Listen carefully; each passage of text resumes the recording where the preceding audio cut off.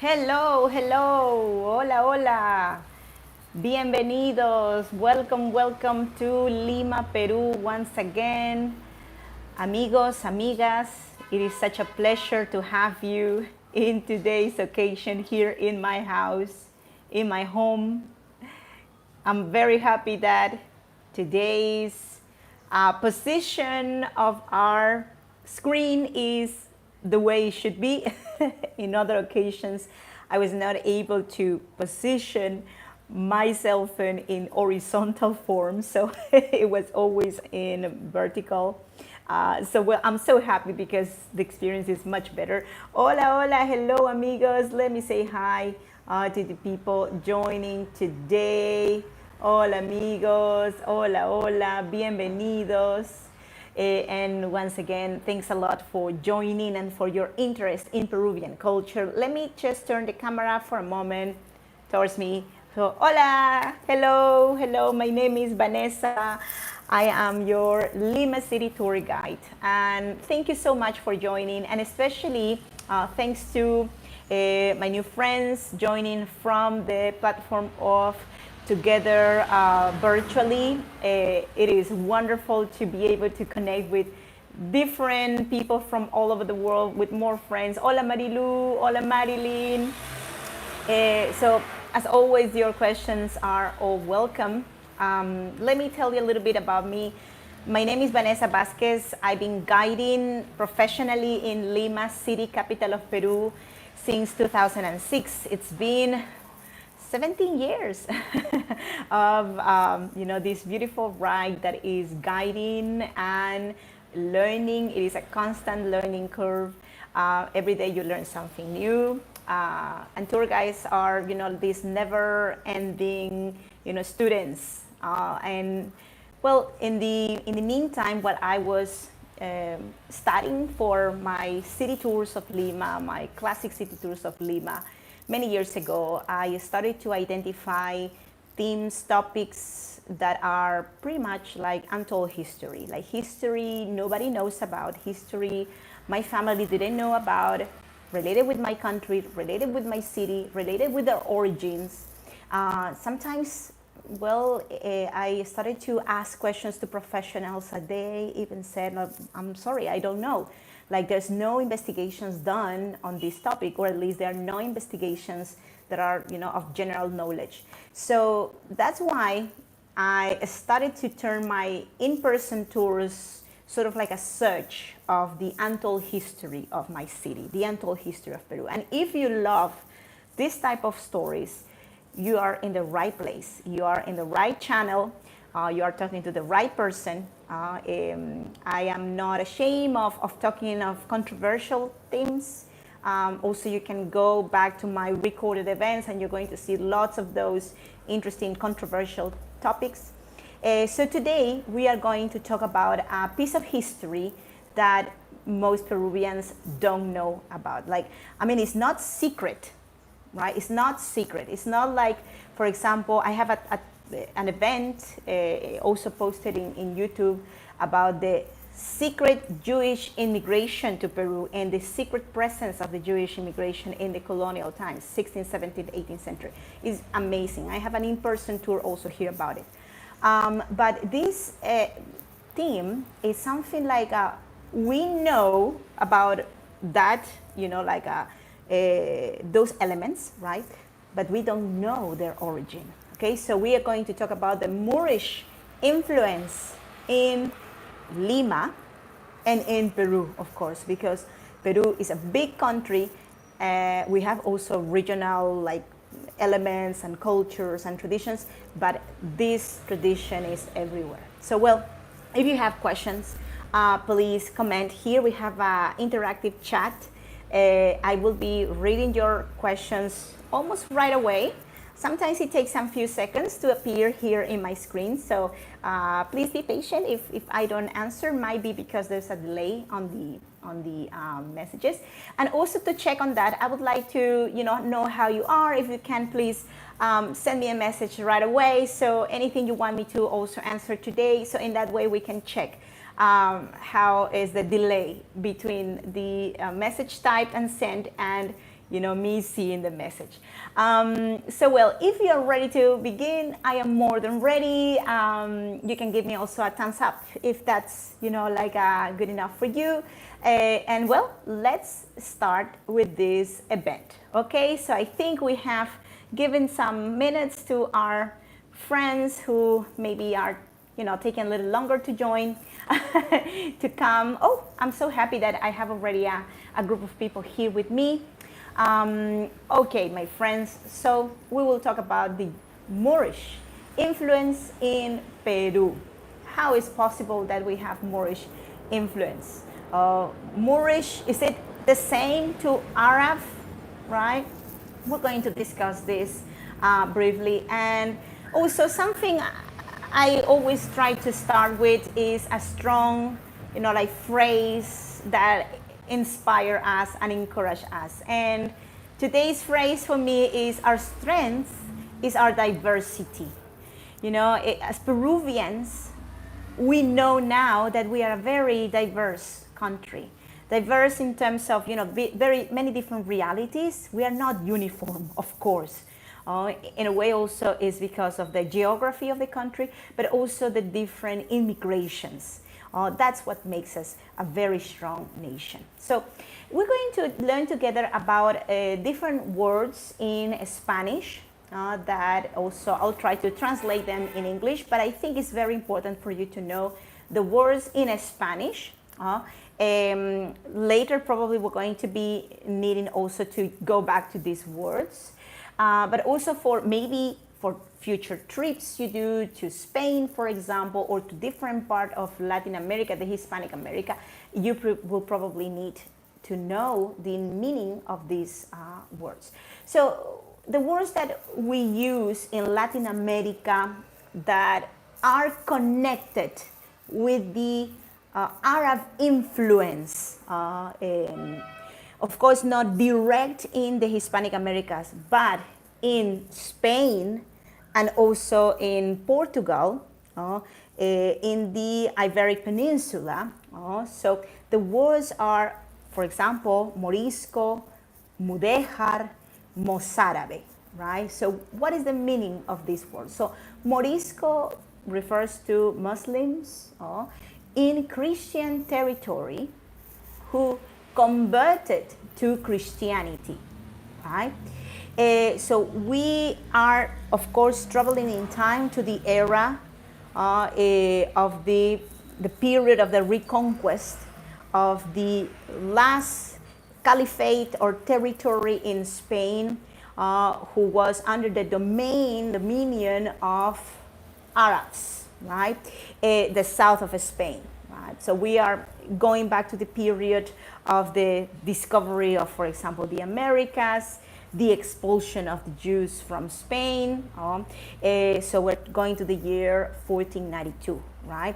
So that is the period in the history where we are focusing first, and also because it's connected with the conquest of this territory. So Mudéjares, which is the next terminology, is Muslims in Christian territory. Okay, so there is a big difference between Moriscos and Mudéjares, because Moriscos are, Christians, are converted, right? Mudéjares are not converted, but they live in Christian territory, right? And Mozárabes are Christians who remain in Islamic territory, right? So they are completely different terms, right? Sometimes we tend to use the same words, but no, they have a different meaning. So we will also refer a lot to the Mudéjar arte mudéjar in Spanish, which is Moorish art, right? And is also as well Moorish architecture, right? So which means Christianized Arab architecture that was absorbed by Christians in the Iberic Peninsula, or just like let's say left, originally were Arab architecture, left there, then the territories were Christianized. Those buildings that have had Moorish art were turned into Catholic buildings. The mosques were turned into churches, right? But the art inside those buildings was so beautiful that nobody wanted to destroy it. It was better to keep it and Christianize it, right?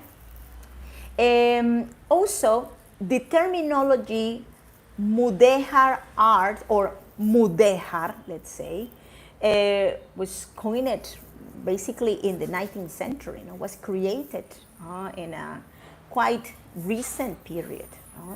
And it was created, just to name the architecture, as I was saying, referring to the Arab influence in the Iberic Peninsula, in the Middle Ages. Okay, just a little refreshing of the original art, because in the Hispanic Americas, in the Spanish Americas of the 16th, 17th, 18th century, we copied that style, right? So look at this, these beautiful arches. I remember reading that people refer to this style like a horseshoe arch, right? So beautiful. Well, we do have architecture, of course, in the New World, similar to this one, the Arab Muslim influence in Spain. Also, a reminder again to you all friends who probably don't know how Arab is Spain in its architecture from the medieval period, right? It was also surprising to me to know this, that, well, the Arab world was so big at some point. So the green patches, the green sections, is the Arab world, the Arab influence. Let me just move a little bit lower the camera so you can also see a bit more of this map, that I think you're not seeing it in its full. Okay, just give me a second. Okay, I think you see it well. So you can see here the time frames of the expansion of this Arab influence, in the north of Africa, in the Levanto area, in the Iberic Peninsula. You can see also that, of course, the peak of this expansion is around the year 900. There is later a decline, a slow decline in the presence in the territory that was under, let's say, Islam, under the Muslim influence. And we can see that the last section that remained with Arab influence was of course the section of Granada, the south of Spain. So the territories from where most of the conquistadors came to the New World were territories who had a very strong Arab influence. Madrid, for example, had Arab influence until, let's say, the 1100s. Right? So just to give you an idea of the strong presence of the Arabs and their architecture. Okay, some images, maps of the process also of expansion of the Arabs in Spain, and some famous cities of Spain that have the traces of this influence. Right? Another map also referring to the 1200s, for example, in which you can see a slow process of, like Christian kingdoms expanding and pushing south the Arabs, right? And the last kingdom that was of Arab, say, control, ruling in the south of Spain was later conquered, reconquered, or the reconquest process, which is very debated, the word reconquering, the terminology reconquering in Spain. But basically, well, the conquering of the Catholics of these territories, happened in the year 1942. Hello, Marilyn. Hola, hola. Thanks, amigos, for joining. So, well, why I'm explaining this first is because you need to know from where the Arab influence comes to Peru. The influence, hi Arlene, hello. The influence that I will be talking about is not just coming from, like from nowhere. I was able to explain that for a long period of time, Spain had Arab influence, which was transformative. And we are not even talking about Spain, of course. We're talking about the Iberian Peninsula. So Spain is a much later creation. But just for simplifying things, we refer to this territory as Spain. Well, that territory had over double the time of presence in history, in years, of the Arabs than the Hispanic Americas, than Peru, because we had 300 years of Spanish influence only, and look how transformed we were. So that's why it's important to know and to see this. So we come to the end of this process in Spain with the year 1492 and the reconquest of Granada. And now we understand better that the Spanish were themselves very mixed, very blended. Culturally, they had elements from different backgrounds. So they had even the language. The Spanish language is mainly Latin, but the second most important language influence in our Spanish or Castellano is the Arab. We have over 4,000 words in Spanish that come from Arab. Words that are probably the most used, like for example, aceite, which means oil in English. Aceite is from Arab origin. Azúcar, albaricoque, alcachofa. So those are words that we use constantly, and they come from the Arab influence, right? So this trade, of cultures that the Spanish brought, and of course many Spanish were children of conversos. Many of their families were converted by force, by pressure of the society, of the kings, of the Inquisition. If they want to stay in Spain, they had to convert into the Catholic faith. I know that before this imposing of the change of faith that happened, in that period of the history at the end of the 15th century, Spain was very mixed culturally, very blended culturally, right? But later, only Spanish who were Catholic could come to the Americas, for example. But the tradition came with them, blended, of course.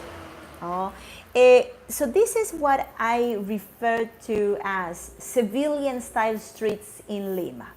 So Seville is one of the most Arab, let's say, cities in Spain. It has this Arab-style architecture, these introverted houses that are beautiful inside, very shy externally, with balconies who are covered, so you cannot see who is inside, right? And here we can see also another very nice picture of this idea of the civilian architecture. Let me move a little bit the camera over here, the screen. So you can see these wooden balconies with these celosías. What is a celosía? A celosía is this sort of like nets, gates that cover the windows. And if you were inside these balconies, that as you can see, they are projected outside the facade of the house. If you were inside, you could see with no difficulty what is happening in the streets. Many people of that colonial times of Lima, 16th, 17th, 18th century, that kept these balconies, which were also very expensive to be done, so were a sign of wealth. They used them, for example, to see from within, right, comfortably seated, the processions of the saints in Lima. And they used to just open slightly the window, like let's say gates, to throw flowers over the processions and the images that were passing under their balconies. So that is also the influence of the Moorish style, because the Moorish architecture and the Islamic cities, they had this very big distinction between, public areas, private areas, and the private areas, you should not see what was happening inside the house. It was, for respect of the people, and especially protection of women inside those houses. Also, those houses have always, those colonial houses, patios inside that were used also as an extension of the public zone in the streets. And in those patios, the vendors could sell products and then, and go away, right? So at that point, in that zone, inside the house already, but in a protected section, the women of the house could pick up things and take them inside to the kitchen, for example, right? So, and this is Peru, Lima, the capital, right? So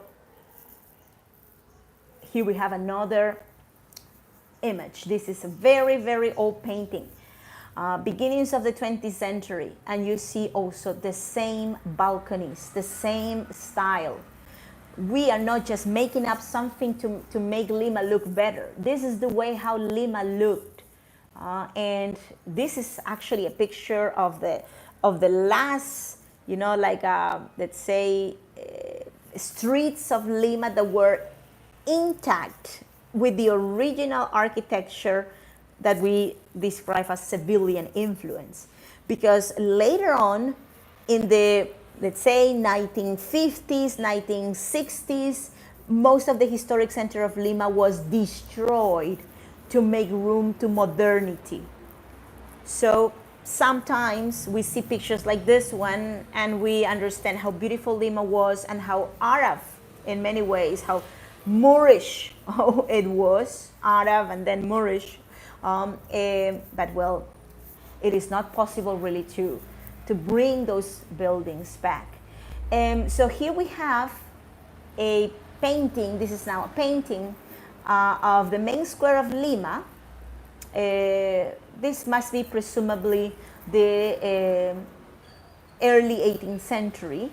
And we can see also this balcony in front of us, long wooden balcony. We refer to as colonial balcony, but colonial balconies also have their own styles too. But in a simple way, we can refer to them as colonial balcony. In Spanish also we refer to as balcón corrido. Corrido refers to the length of the balcony that goes along the whole front of the house. And it's sort of like a street above the street, right? From the outside of these balconies, remember that they had gates, right? So from the outside of these balconies, pedestrians couldn't see anything inside, right? It's like tinted glass of the cars that you cannot see who is seated inside the car. It's the same idea. So they guarantee privacy, secrecy, right, and protection. You can also see that this building has, the doors open, and inside there's another patio, right? So also, who built these constructions? Who were the constructors, the builders of the architecture of colonial Lima? We know that the early architects of Lima were many of them Moorish. And that's why also we have the Muslim origin, Arab origin, right? Muslim is for the faith, Arab is, like the ethnicity. All in Spain who turned Christians, right? And those men traveled to the Americas. That's why we call them Alarife. Builder is Alarife, and Alarife also has Arab origin. The word Alarife is of Arab origin, right? They built in adobe in Lima, but what about other cities in Peru? Right? So Lima is not the only city of Peru. Lima is the capital of Peru with 1/3 of the total population of the country. We are located in the coast, in the central coast of Peru, next to the Pacific and the Andes. But if you go deeper in the Andes, if you go to the beautiful city of Cusco, is it possible to find Arab Moorish influence in the architecture there? Of course, yes. This is the style of parinudillo, which is very typical in the Andean colonial cities of Peru. Cities that are old, cities that are, let's say, from the 16th and 17th century. There you're going to see this technique, this Moorish technique of construction that was brought from Spain, the par y nudillo. And these are all wooden rooftops. So look at the amount of detail in this church. So far I remember, this is the church of Andahuaylillas. We have lots of different churches. I might be confusing, but basically this is one of the oldest churches we have in Cusco, with this technique and this decoration. And look at the stars we see here. The stars that are in these sections.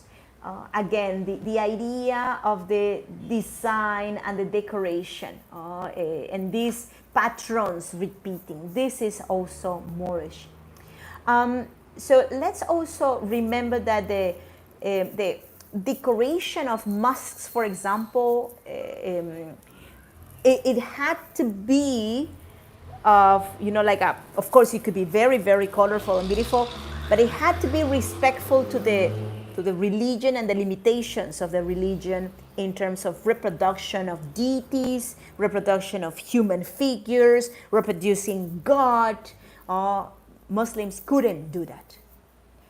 So that's why they use a lot of calligraphy, for example, or geometrical designs, and that's why we have that here too. So once again, a close-up to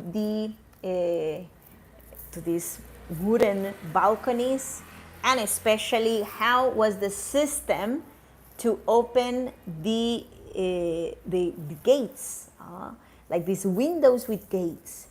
So the houses in Lima and also the houses of Trujillo in the north of the country were located in territories where in summer it can be very hot. By the way, I am frightened in this moment. It's very hot here in Lima.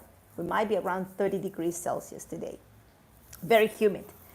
So the architecture adapts to the nature, to the climatic conditions, of course. The Moorish influence was perfect for our climatic conditions. In Lima, it doesn't rain. In Trujillo, in the north of the country, the same. We have very little precipitation per year, but it's hot.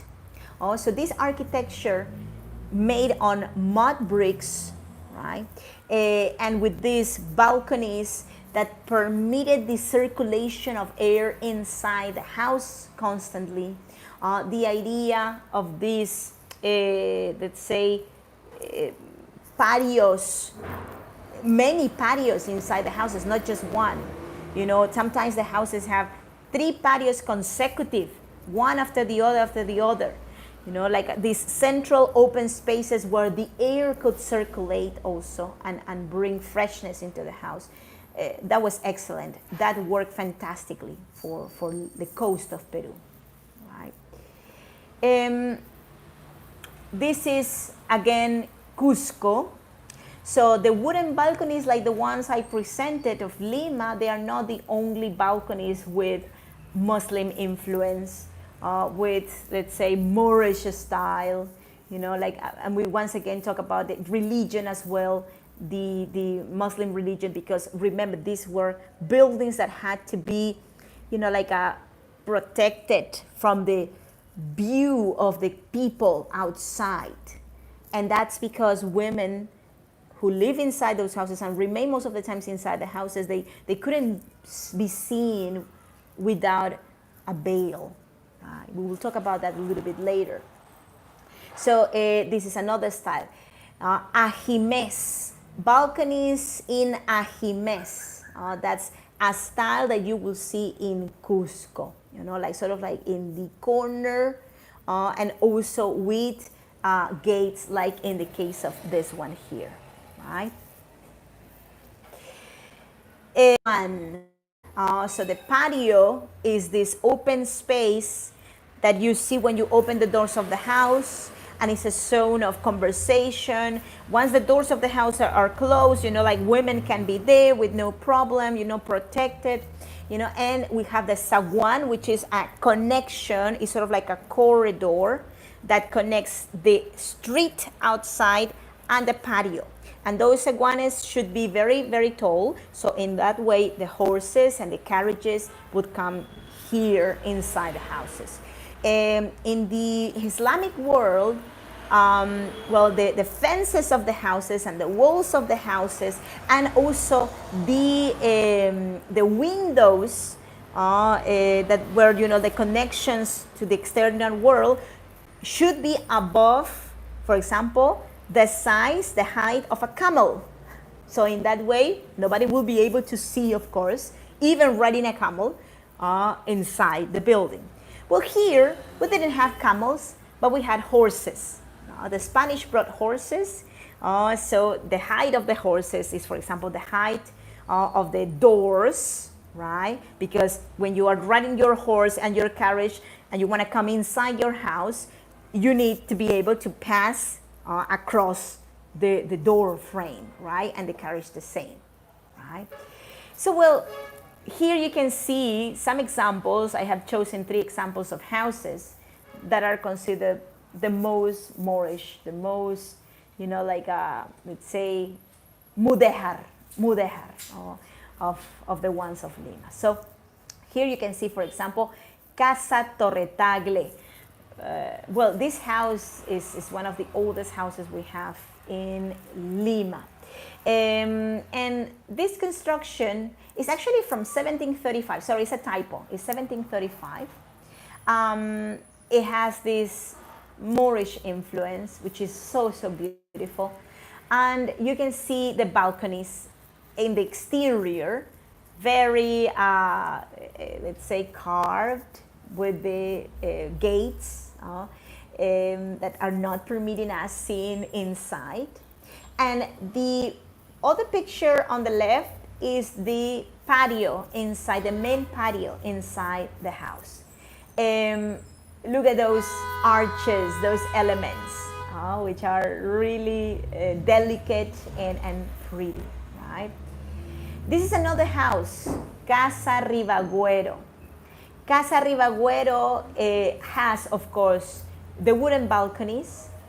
This time, not anymore with gates. It means that we can see from the exterior what's happening inside the balcony, right? But we still keep this very nice style of patio inside. Remember that these patios were places to receive the vendors, and we can even see the saguan, which is this corridor over here that connects with the exterior, right? So we know, for example, that vendors were invited to come inside the house to bring, for example, the water, to bring the fruits, to bring the meat, to bring anything, because we had a lot of vendedores ambulantes, or what we can say nowadays, street vendors. No? Like markets were not permanent.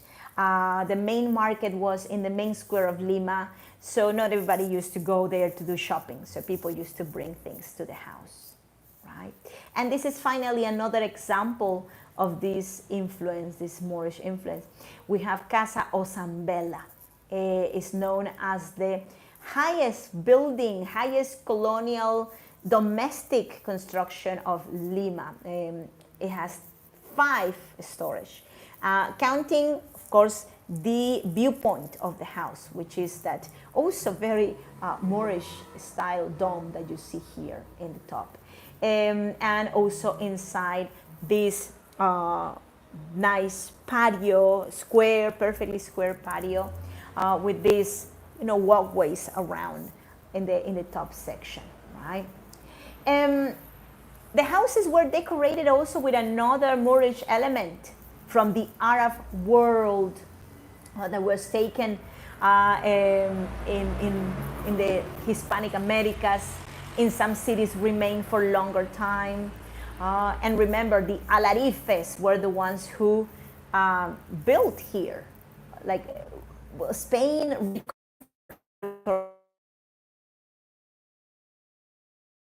enslaved people, put them in servitude, right? And many of the people who were in the construction in Spain, in the territories that were caliphate, like for example Granada, territory, they were immediately put to work under the service of the Spanish, of the Christians, right? And they came to the Americas, and they introduced this, for example, this very nice technology to keep fresh the walls inside the houses, the tiles like this one, for example, this couple of groups of tiles. These 2 pictures are from the same place, one of my favorite museums in the Historic Center of Lima, the Convent of the Franciscans.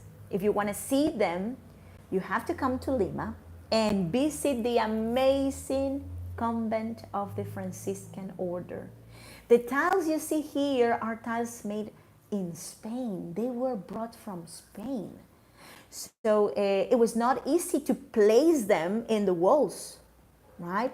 You need to know how to do it, how to, like a puzzle. It was an intricate puzzle. So, for example, the tiles that we have in that convent were made in 1620, and it took a couple of decades to the Franciscans to place them in their position because they didn't know how to, right? We have also here the oldest tiles of Lima, which we refer to as, the oldest tiles, to the ones of the convent of the Dominicans. The Dominican order, which is not far away from the main square of Lima. Their house is also amazing, tiles from 1606. Well, if this is not Moorish, I don't know what can be Moorish. Like, this is a beautiful representation of a starry sky. This is 100% Arab influence. And well, this dome is from the year 1625. It still exists. It is located in the convent of the Franciscans. It has, of course, been restored in at least 2 occasions, fully restored.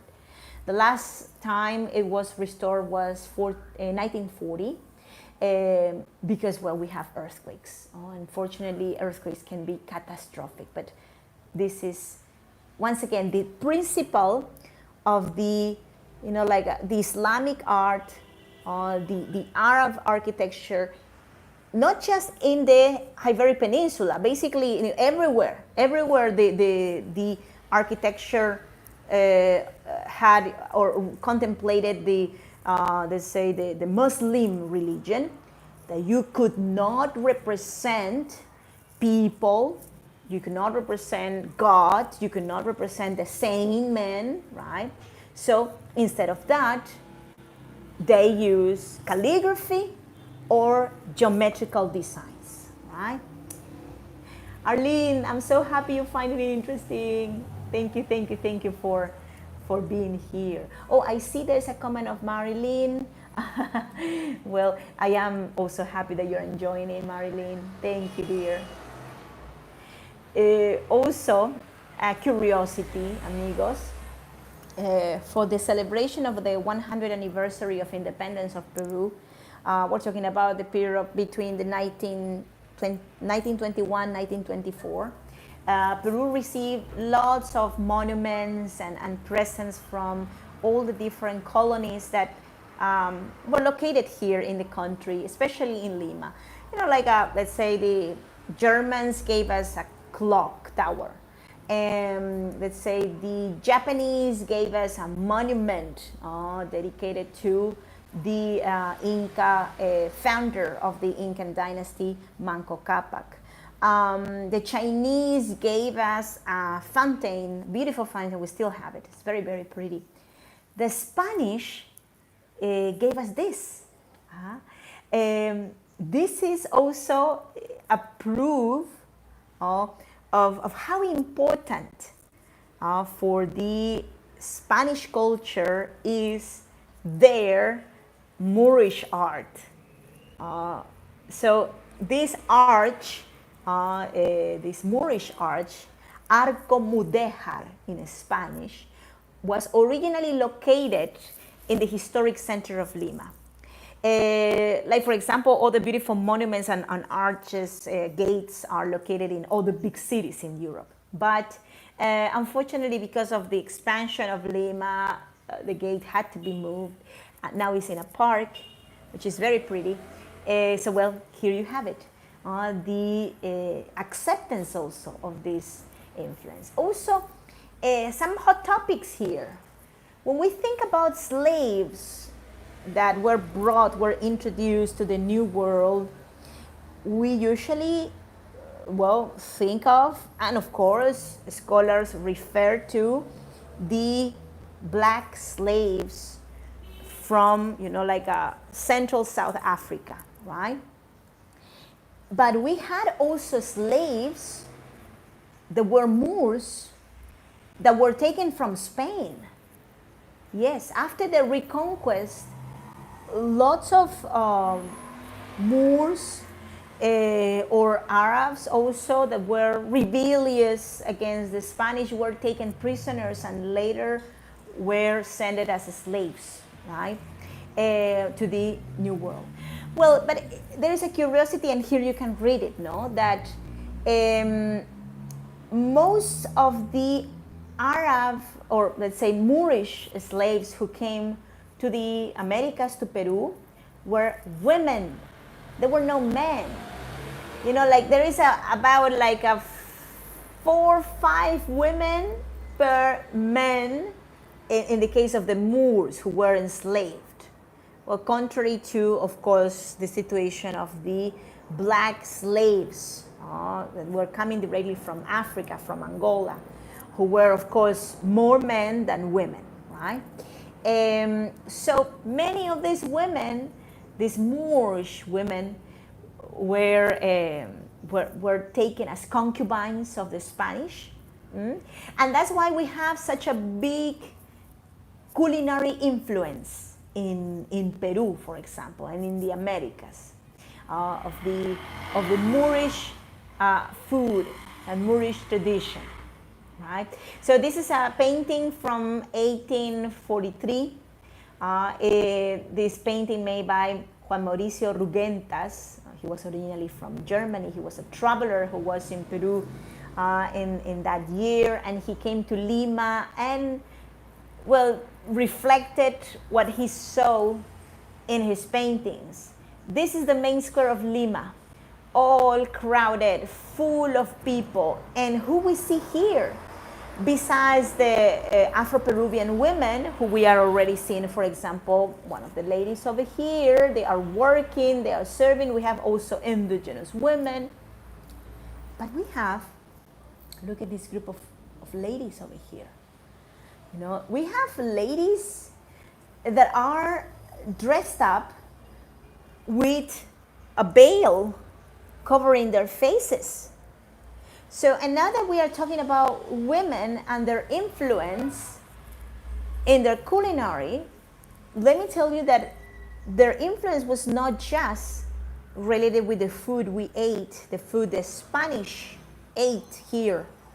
And also these women use also a lot of their intelligence and creativity to use the local products, but also cook the way they like, and they ate also where they come from. But the way how they dressed up, you know, the veils they use in the Iberic Peninsula, they continue carrying here with pride. Remember, we don't have in this period Muslims. We couldn't. We had the Inquisition. Everybody who was here was Catholic, Christian Catholic, right? Every Spanish was Catholic here. And the indigenous should be Catholic as well, right? But this style of dressing, well, we sometimes link it with oppression, right? Because that's the way how we Western culture, Western women, we see the veil, right?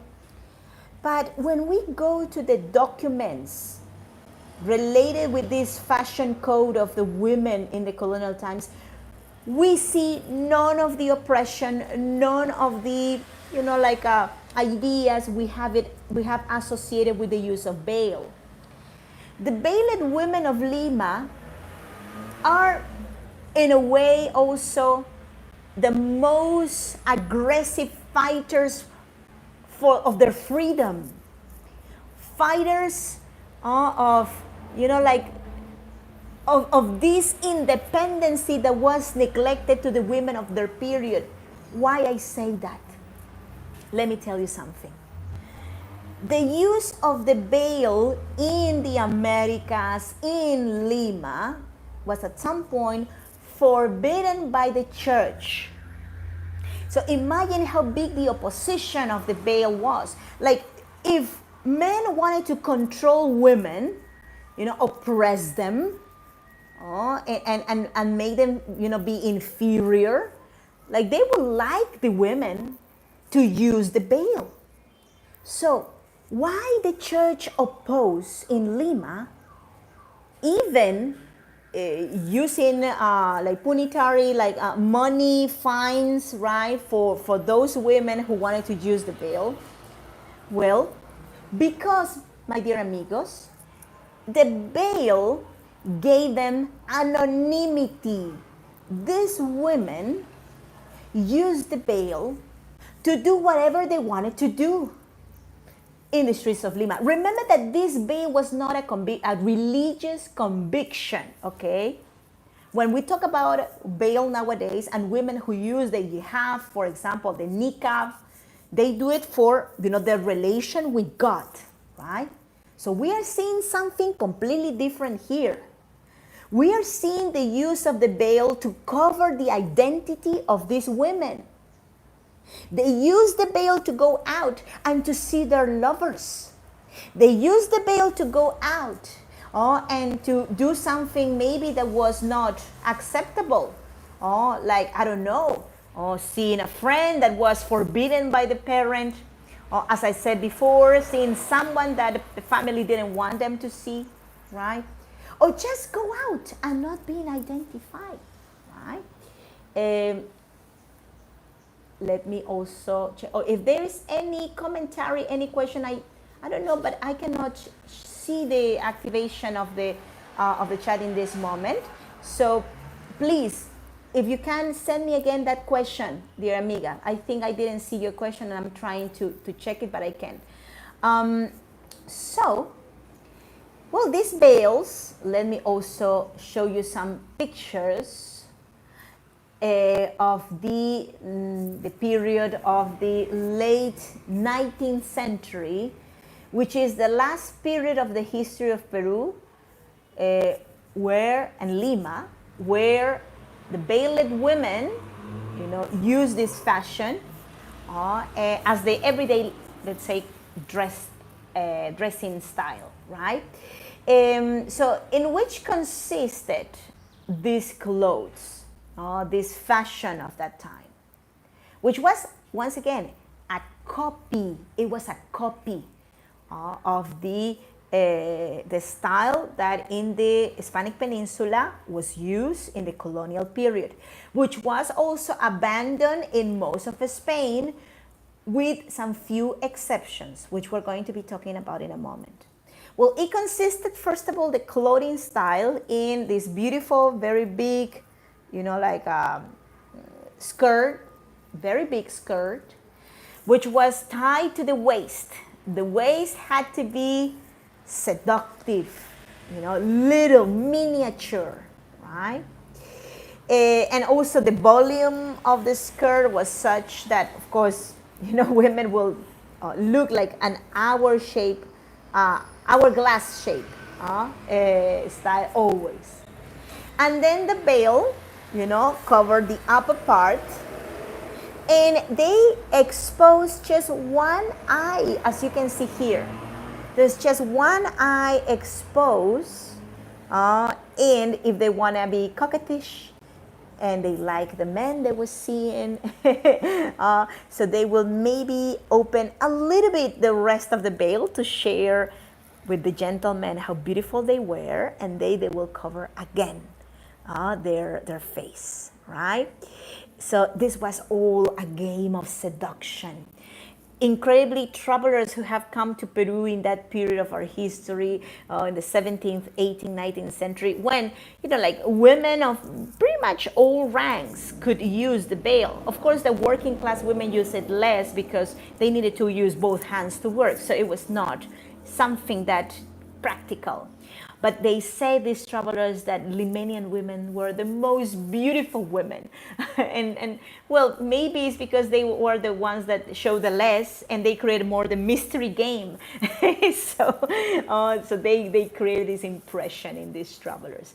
Well, also, by seeing these pictures, it reminds me that Tapada Limeña played a very important role in the history of the independence of Peru, because many spies that we had in the colonial period, many female spies, were veiled women, and they used the veil to infiltrate, to talk to people, to listen conversations, right? They were also, many of them, lovers of generals and people of high rank who had information.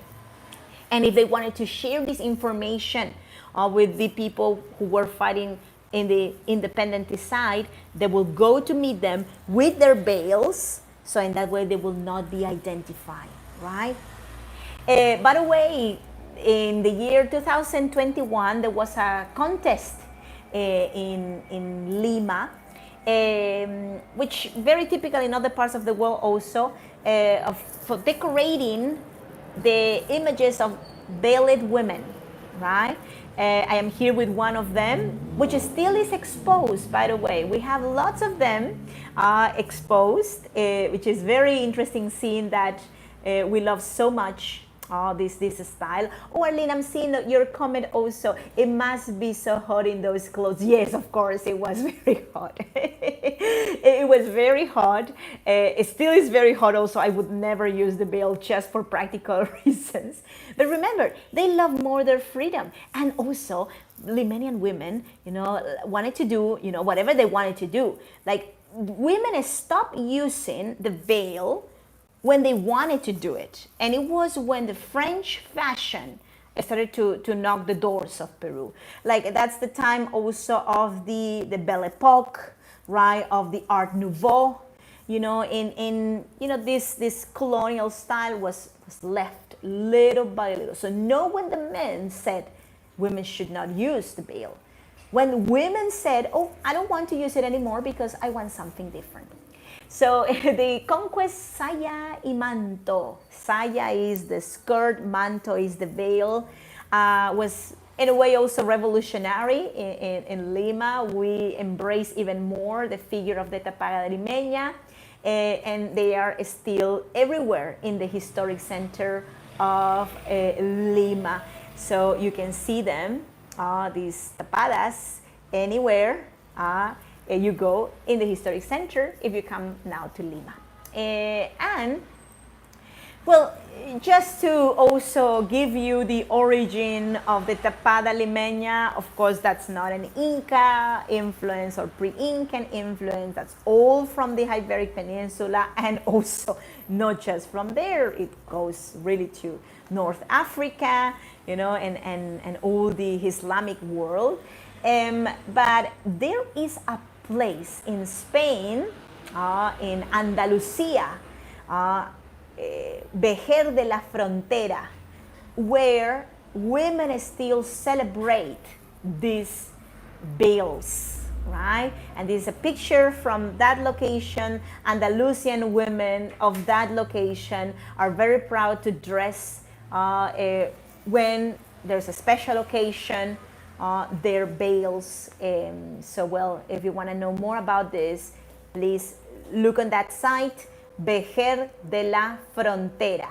And they don't name themselves tapadas as we do. Tapada means cover. They use a different word but means the same. Cobijadas. Cobijar is as well, you know, to cover, right? So well, that's the other name given in Spain. We're coming to the last part, and we will talk about food. So picarones, the Peruvian donuts, also buñuelos, also bombitas, these pastries that are very popular in Peru are of Moorish influence. The anticucho, lots has been said about the anticucho, lots has been investigated. There are currents that say that this is a pre-Hispanic dish, currents that say that this is an African, let's say like Black African heritage. And I said Black African because we have also the Islamic, the Muslim African, which is more the north. Well, there is also a current that says that this is Moorish influence also. What is this anticucho is shish kebabs made from beef heart. And also in Egypt, for example, you are going to find shish kebabs as well from beef heart. Hello, hello. Can you see me, amigos? Everything good? Please give me a thumbs up if you can see me, because I don't know if you are still there. There was a little glitch in the internet. Okay, so the shish kebabs that I was referring to are the ones in front that you can see here. You can see the escabeche, another delicious Peruvian dish. And escabeche is made from, let's say, a different condiments and also a culinary technique that uses vinegar. Okay, so vinegar, cooking with vinegar is also very Moorish, and it has Arab influence, right? Bien. And also, amigos, this dish, this is a dessert, by the way. This is oh, good? Oh, thank you, Arlene. Gracias. Thank you, amiga. Mazamorra morada is a Peruvian dessert with Moorish influence. If you want to know more about this influence and also the history of all the other dishes I mentioned in detail, come to my next event. Next week, I will be hosting a cooking class here in my house, and I will show you and teach you how to do the mazamorra morada. So you all are welcome. Same time, same day, next week, okay? Well, there are a lot of documents, books, in Peru about the influence of the Moors and the Arabs in Peru. For example, this one is from the editorial of the Congress of Peru, right? So the the Arab footprint in Peru, right? And last but not least, let's talk about just few words in Spanish with Arab influence. So remember that, first of all, the most important influence in Spanish language is Latin, followed by the Arab influence with over 4,000 words of Arab origin in Spanish. And finally, well, we have the Germanic influence, of course, with over 700 terminologies, right? But there are words like algorithm, for example, algoritmo, that is very used everywhere around the world, that comes from the Arab language, right? So some words, like some few words. Artichoke, alcachofa, azúcar, sugar, aceite, oil, aceituna, olive, algodón, cotton, zanahoria, carrot, alfombra, rug, alcoba, bedroom, alcohol, algoritmo, algorithm, right? Alquimia, alchemy, I think it is in English. Zero, right? Ajedrez, chess, and many, many other words. Almohada, very important. Almohada is pillow. Alcalde, mayor, and so on. I'm just choosing some, but well, you can also find many more online. And finally, the way how, most Peruvians and Latin Americans cheer a team in Spanish is like this. We say, alabín, alabán, alabín, bom, bang. But we have no idea what is the meaning of that phrase. We just repeat it, right? So it comes from the Arab alaibin, ayavad, ayaid, bon, bat, and it means players, come now, the game is good. Okay, amigos, my next history event is going to be not sure exactly the date. Let me know if this, time is good, the day is good for you, so I can also adapt to this time frame. If it's maybe good earlier, that would be super. For me, it is okay. If it's later, no problem. It's going to be about the discovery of Peru and the conquest of the Tahuantinsuyo. We're going to learn about, how the conquistadors found the kingdom of the Incas. That's going to be our next history event. Remember that next week we have a cooking class. So, well, the next week we're going to be talking about the history of the discovery of Peru. All the story of the navigation of Francisco Pizarro to hear what he found, the fights, all the naughty stories. If you want to support this event, that would be super. That would be fantastic. I am reactivating my Patreon for a monthly subscription, monthly donation. Also, I have a PayPal. Both links are in the description of this event. So if you have the chance of supporting, that would be super. It would really, really help me to continue doing these events and put all the, the time and the emphasis in creating and bringing interesting topics for you all. Thank you so much in advance to my friends who've been with me since the beginning. We have here some names of my Patreons. Thanks so much to all of them who are every month supporting, and also to my friends who have been donating on PayPal, and Patreon. Thank you, thank you, thank you. So, muchas gracias to you all. If you want me to cover any other topics, any other themes, just send me a message. You can leave a message here in the chat, or when the video will be also uploaded, published in YouTube, you will be able to see it all. If you were not able to see it from the beginning, that's okay. You can share it if you wish. Comment, send me a private message. And well, hope to see you in my cooking class next week. It's going to be fun. We're going to also learn everything from beginning to end, like how we cook the corn, because it's done with purple corn, this mazamorra morada. So how we cook the corn, how long we cook it. So it's going to be fun, entertaining, and there will be lots of history involved. Muchas gracias. Thanks to also my new friends. If you were new to this event, well, I hope you enjoy it. English is not my first language, so I'm so sorry if I made some grammar mistakes.